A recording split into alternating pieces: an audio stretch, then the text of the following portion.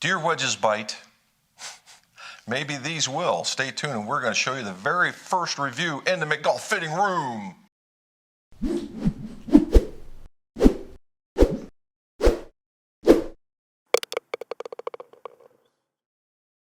Welcome back to the McGolf Shop. Jim McCleary, most awarded certified club maker, club fitter, where we talk about club repairs, club reviews, and club fittings. If you would like, subscribe, swing, and hit that bell, and that way you get more of these videos when they drop. All right, the first review in the McGolf fitting room is the Jaws MD5. And it's Jaws, right? And it is the new wedge that Mr. Cleveland has put out for our hitting pleasure. Let's call that the Jaws 5. It touts a very aggressive face, all right, a very aggressive face. We're going to go through a lot of the specs, but number one, we got to talk about something. There is a spec to how coarse a face can be. It's in the USGA under the equipment rules. I believe it's Appendix B, the second appendix. There you go. It's in the second appendix, and it talks about the coarseness that the face can be. There's a maximum, and it has a comparison. And last I read, it was something about the aggressiveness of a fingernail file would be. So it's pretty hard to get any more aggressive. Now, there has been some of those infomercial type things where you see them and they pull them back 35 feet, and if you see, they're inverted grooves, right? And they're very deep and they're very inverted grooves and completely illegal. All right, so now, what do we have here? Well, we have the Jaws MD5. Now, if you look, it's sporting the blue color, right? That blue is the new color for the wedges this year. All right, it's got the dynamic gold S200, the dynamic gold S200 Tour Standard, and is sporting the Lambkin UTX grip in blue this year, not in red. And it is not the corded variety this time around. It is just the regular rubber. Now, like every other time, we're going to talk about what the manufacturer says, then what we find in the shop, and then we're going to go test. So what's the manufacturer say? Well, Mr. Cleveland and those at Callaway, this is made out of an 8620. It's basically what that is that's a mild carbon steel. It's right on the ragged edges. So if you wanted something to feel soft but maybe not have to forge it, that was the way to go. And they're very, very soft, right? There are five different sole grinds. And in the fitting part, I'll tell you what I would think that each one of those sole grinds are for. The other part is it comes with the Dynamic Gold S200 Tour Series. Now, again, I've never been much of a dynamic fan, but in the last two models that they've had, I've kept them in the club because they are working. And it's also sporting the blue Lambkin UTX grip. Now, what's different this time around is it's not corded, it's the rubber. And the UTX is a very sticky grip. When I normally do grip reviews, we talk about how it has a tack without being sticky. Well, this is sticky, all right? And the more you wipe it, the better off it gets. And that's the way that the UTXs work, all right? That's the way they work. We looked up the specs for the Jaws, and the reason why I'm doing it now is I finally got a left-handed version in order for me to test and compare. So what we're going to do is we're going to compare against my old MD4, and then we'll see how it works out from there. What does the specs say? Well, the specs say there's going to be 35.25 inches, which is kind of different, but okay. 35.25 inches long, 64 degrees in lie angle, 56 degrees in loft, because that's what's stamped on the bottom, and a D4 swing weight. So what did I get? Well, on my left-handed version, I got 35.25, 64 degrees, D4, and 56 degrees right on the mark. So that was with an S grind standard. All right, now I also went and got a right-handed model, and it was in a W grind. Of course, we'll talk about those at the end as far as fitting. And it was 34.25, 64 degrees, D4, and 56 degrees as well. And what I got was the 34.25, 64 degree lie angle, but it was about 55, just a hair, just a tad under 55, and then the D4. So again, it could be in the manufacturing process. Again, the reason why I tell you this is so that when you go to buy that, you might want to have them checked. If you go to a smaller area or a smaller person, mom and pop, or smaller supplier like we are, chances are you just check them right then and there. If you're big boxing, you probably just get it and go. But I would certainly ask to have them checked. Get the specs that you're looking for. Now, if you want a 55 and it fits into your set, then life's good and you don't have to worry about it. And it won't matter, 1 degree is not a huge difference in change, whether you're affecting bounce or whether or not you're affecting the lie angle or the loft angle. So it's not like it's a huge amount of change, it's just not on the spec. So let's go hit some, and then we'll tell you about the fitting.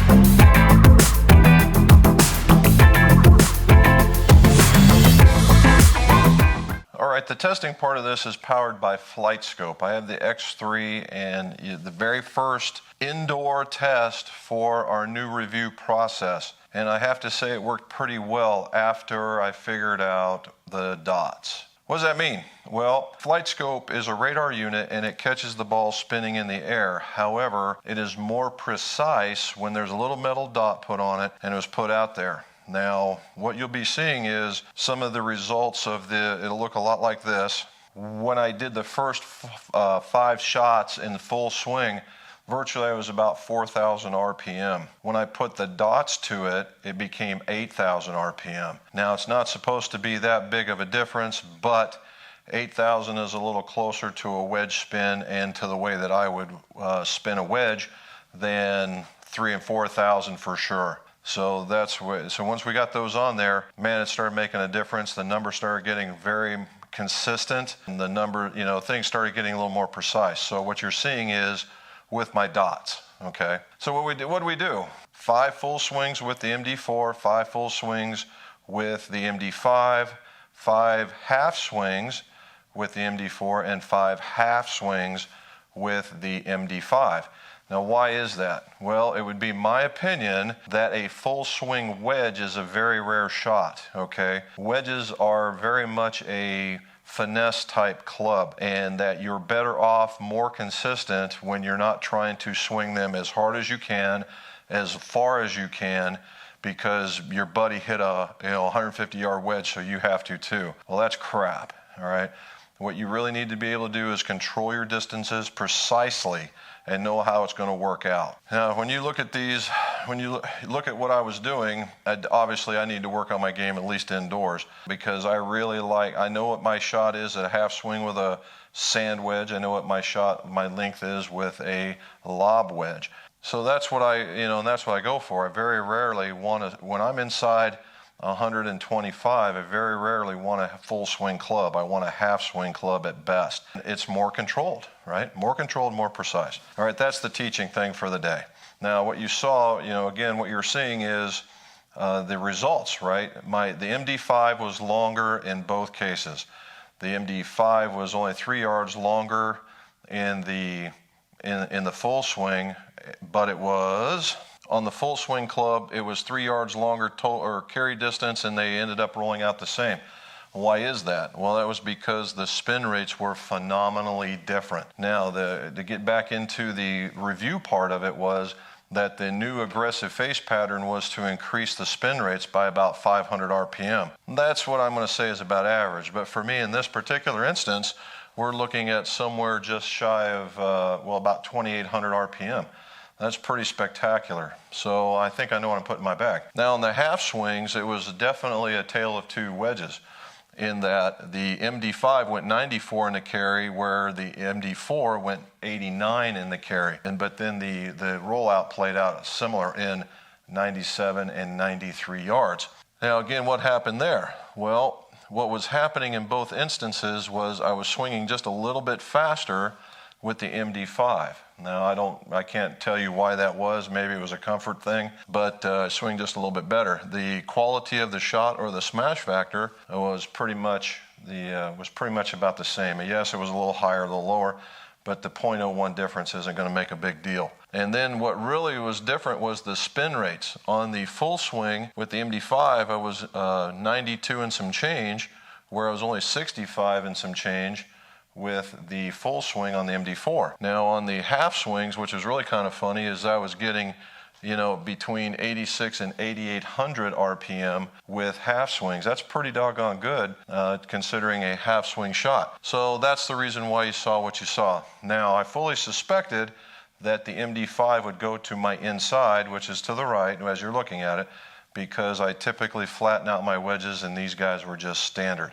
Taking the same kind of wedge, making sure that it was a little flatter, I'd probably hit a little more solid, a little more turf interaction, it'd be a little bit better, and a little straighter, much like you saw in the MD4s, and I'd probably do pretty good. Well done, Mr. Cleveland. I like and the feel of this thing is different. It's a little different. It feels a little, I guess, softer than the MD4, and I don't think it really should be that much difference, but it would be my opinion again that, see that line that goes through there? See that line right there? Well, that puts a little bit of weight up here and then leaves it all down there. To me, that is a design parameter that helps it make it be softer. That's Jim's thought process, nobody else's, so you can take it for what it's worth. Now, so who do these go for, right? Who do these go for? Number one, in the fit, let's do the fitting side of it. Fitting side. All right, now, wedges are, there's a lot more parameters than just, hey, let's go get me a wedge. Well, there's a shape that you have to like, right? Because Callaway puts out the MD5 and then they put out the PM Grind. Two significantly different shapes.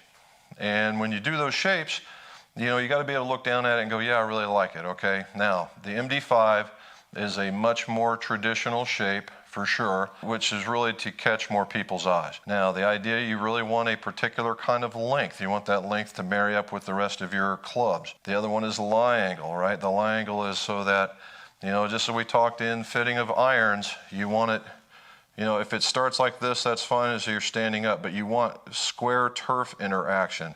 You want it to just to come in. You want it to come in so it's hitting like that, not like this, not like that, but coming in there like that. So however you do that, all right, that's how you need your lie angles established. And that's done dynamically. None of this, let's go look at it, your toes up, oh yeah, you need to be flatter. No, do it dynamically. Now the next part is where do you play, right? Where do you play and how do you swing? We're gonna make it really, really simple, all right? There's two kinds of swings. There's diggers and sweepers. All right, and everybody in between. The digger is the guy that, just like it sounds, takes a really big divot. The sweeper is the guy that takes very little divot or none at all. Then your conditions are either really fluffy or they're very close cut, or we could call it hard pan. And you got to go in between those two. So if you think about it like this, diggers and fluffy need more bounce. Hard pan, sweepers do not. So let's go over, now the Callaway makes 5 wedge grinds. The first one is the S grind. And the S grind is basically what they would be standard. It has a slight heel relief, right? And just a rounded back end on it. Very little else going on to it is what they would call their standard wedge. If you're the average player in the average conditions, and you know you're not a person that's going to be opening a blade when you get near, that could be the one for you. The W grind comes in 2 models, the low bounce and the high bounce, and that's exactly what it sounds like. There'd be more bounce in one model, less bounce in another. And that can help you in the conditions we were talking about. If you're a guy that likes that's in fluffy conditions, then the high bounce model. If you're in that very tight, hard panish kind of stuff, then you want the low bounce model. Now, what is so in particular about the wide sole is it's what I call the point, click, and chip model. And it's what you're doing is you're just going to lay the wedge down, you're going to aim it, you're going to go and you're going to take a really quick swing, you're going to thud the ground, it's going to bounce right out, and you're going to be all done. Nothing fancy, but very, very, very helpful. And you know, it works in a lot of different conditions, but if you're that guy that wants to be the Phil Mickelson, open it up and take a big wide cut at it, not for you. But for basically the guy that's going to take it and thud the ground, he's just going to thud it, right? And nothing special than the W grind. And then if you're in fluffy conditions, or you take this monster divot, then you want the high bounce. If you're in tight conditions, then you want the low bounce. Okay, the next one we're going to look at is the C grind. Now the C grind is a unit that has a little bit more heel and toe relief than the standard model. The C grind is what's going to be typically your lower bounce model. There you go, lower bounce. This number down here is going to be lower bounce. And of course the back end is always going to be the same as it was before. And it's going to have the blue fill, the blue lettering, and the new line that goes through it. What is the C grind for? The C grind is for that guy that is the sweeper, but is going to be artsy craftsy around the greens. That you're going to open the blade, right? You're going to open the blade. You're going to go from standard, you're going to be open the blade. Then you're going to be a tremendous finesse person. You're going to open it and you're going to take this big wide cut. Also good if your sand is harder. If your sand is harder, it'll allow you to open up the blade and just thud it and take advantage of a little bit extra bounce, but not so much that you have to dig and you can scoot across it. The guy that is the sweeper would like this model. Okay, the next one is the X grind. Okay, the X grind is basically just the opposite of the C grind in bounce. This is a high bounce model, and it also has more heel and toe relief. If you look, there's just a whole bunch removed from the back end, a whole bunch removed from the front end. And it is a high bounce model, all right? This is for the guy that is the thumper that wants to be artsy craftsy, or could be in a very thick, very fluffy sand, or very thick where the second cut of rough is really, really brutal, and it'll grab you. This is that kind. And you can, man, this thing just wants to lay right open, okay? Even with the higher bounce models. This is a guy's not afraid to go down and go after it and go get it, okay? But it'd be a very, very good model. Now, the thing to remember in the X grind is that that's not the typical 56, 60, and lower models. These have different bounce number, or these have different loft numbers. So if you're that 54, 58 guy, this very well may be for you. And finally, but not least, is the standard model. All right, the standard model. And the standard model has just a little bit of heel relief. It's a thinner sole model, and it has what you call a standard bounce. Okay, and that is for basically every average golfer that's ever been out there. It can be opened just ever so slightly, but if you're playing in average conditions, then that's probably where you want to be. So there's your models. The S grind standard fits a lot of people, probably the most common of the clan. The C grind, the low bounce, heavy toe heel relief. The X grind, even heavier toe and heel relief, but higher bounce. And then the W grind that comes in a high and a low bounce. Those are the models, and those are the way that you would use them. All right, one of the things that the wedges are going to be offered with, right, as we talked before, is going to be the Dynamic Gold S200. And with the UT grip, it's going to be rubber this year, not corded. The other one, which is a complete surprise to me, is that the graphite shaft offering is the Catalyst 80, all right? Best I can figure, this must be new this year. Catalyst 80 graphite shaft. So if for those guys that have a graphite option in their irons, this is an excellent option in your wedges, because you don't want to go nice and light sledgehammer, okay? You want it to, you want them to be a consistent number with them being slightly heavier than you go through. Now these are slated to be D3s, all right? So that it's not like it's going to be super duper light, but the total weight, that's really important, the total weight is going to be there. And this Catalyst shaft is something else. And if you notice, it's got the blue tint in the paint job to go with the blue grip and the blue dots and the blue paint fill. The new wedges are a soft steel. They have an aggressive face pattern with the grooves within the groove technology, where the wider grooves are wider still now than they were last year. The grooves themselves are cut with a saw, as last I was told, and they make these really hard edges. That's the reason why everything is so aggressive. They have the steel and the graphite shaft options. They have the 5 sole grind options, and they have the Lambkin UTX rubber grip.